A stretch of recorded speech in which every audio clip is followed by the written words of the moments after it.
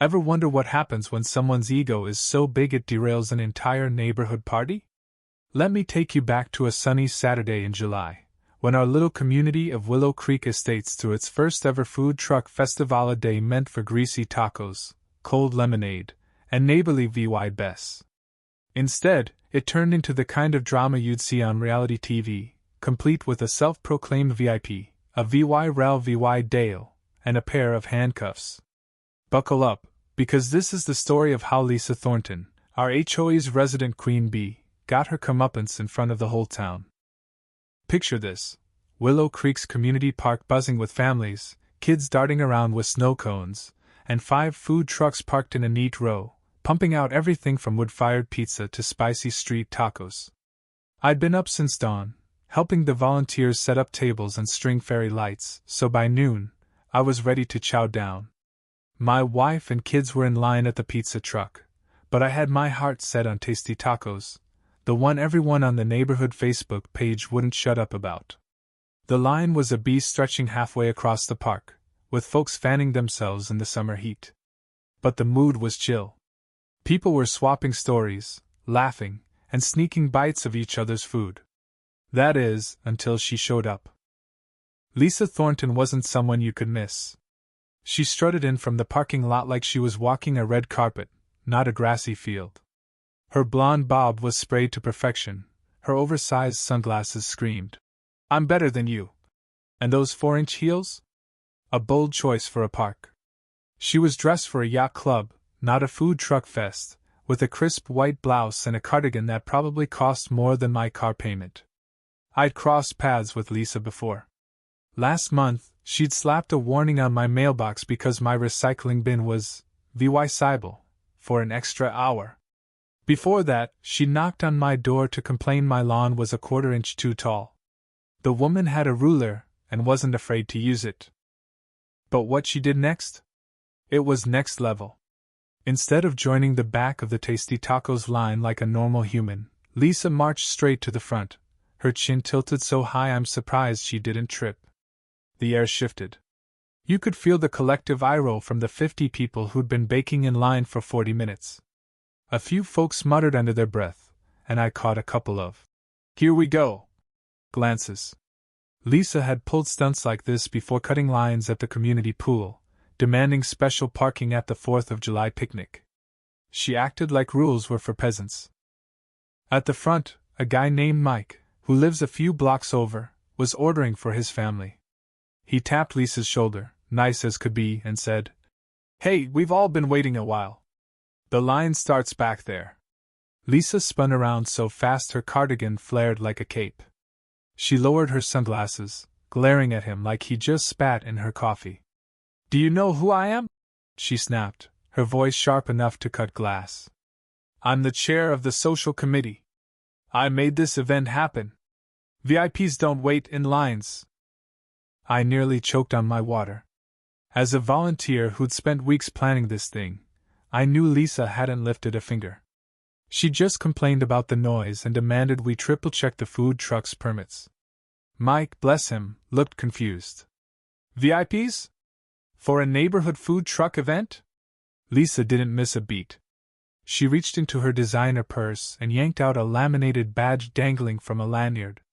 It was the saddest thing I'd ever seen: clip art stars, Comic Sans font, and a blurry selfie of her smirking. "Official event organizer," she declared loud enough for half the park to hear. "Now I'll take 2 spicy chicken tacos, extra guac, and make it quick." By now, people were pulling out their phones. My neighbor, Sam, was filming the whole thing, and I couldn't blame him. This was gold. The poor girl at the Tasty Tacos window looked like she wanted to crawl under the truck. "I'm sorry, ma'am," she said, "but we have to serve people in order. It's only fair." That's when Lisa's face went from smug to scarlet. "Do you understand who you're talking to?" she shrieked. "I could shut this whole event down with one call. This is discrimination."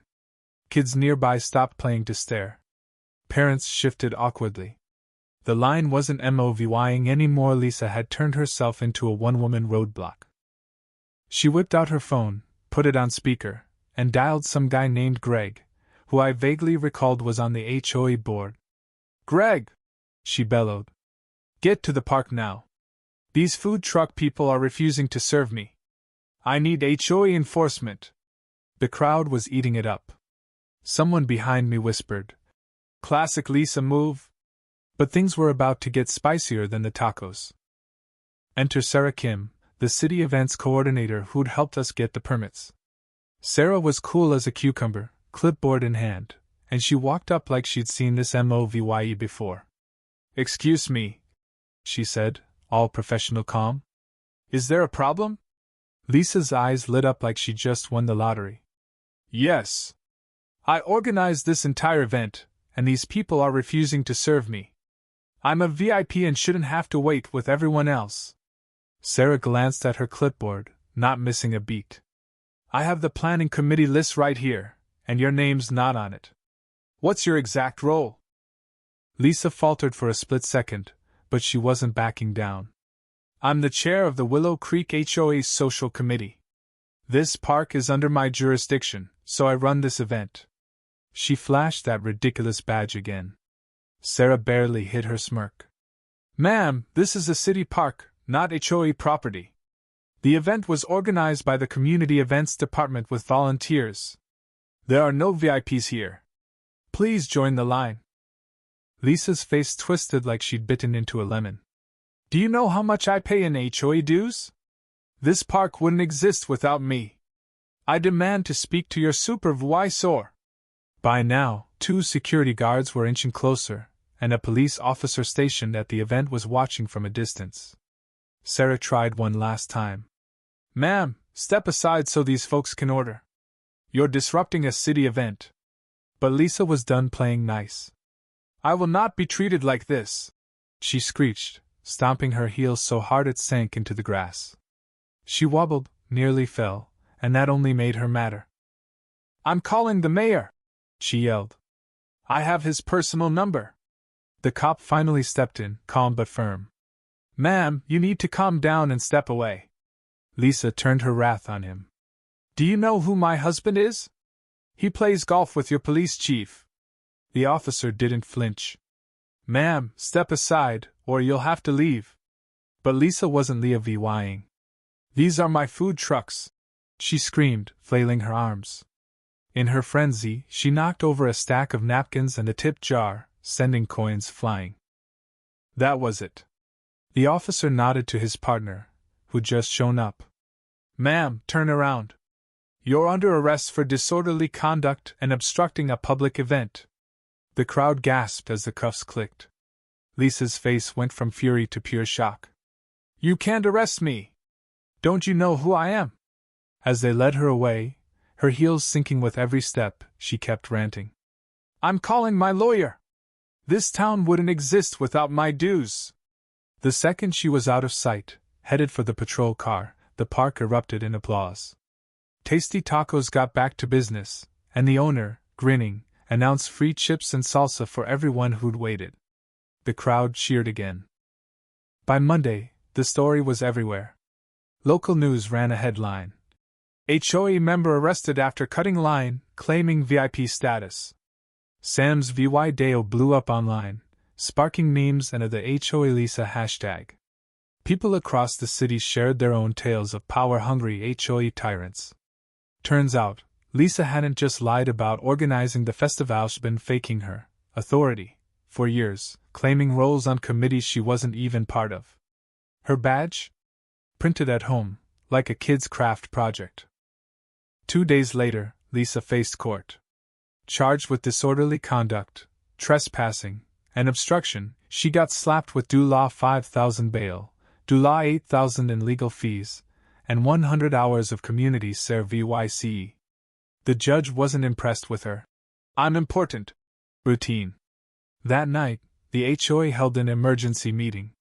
In a unanimous vote, Lisa was kicked off the board and banned from any committee for 5 years. Word is, her jaw hit the floor when they told her. The festival went down in Willow Creek legend as the day Lisa Thornton learned the hard way: no one's above the line. And me? I finally got my tacos.